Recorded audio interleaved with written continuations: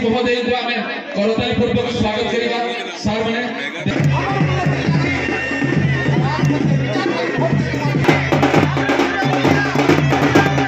माँ भौणी माने एवं समस्त गुरुजन को मो नमस्कार गभीर कृतज्ञता ज्ञापन करुच्ची धन्यवाद। तो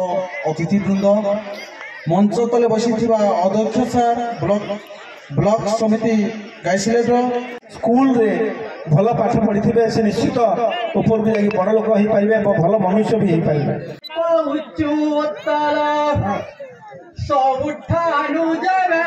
पाठ पढ़ी भविष्य को निश्चय उज्जवल करते मु आशा करुच्ची से जेपरी भाव में चली से आगे चलो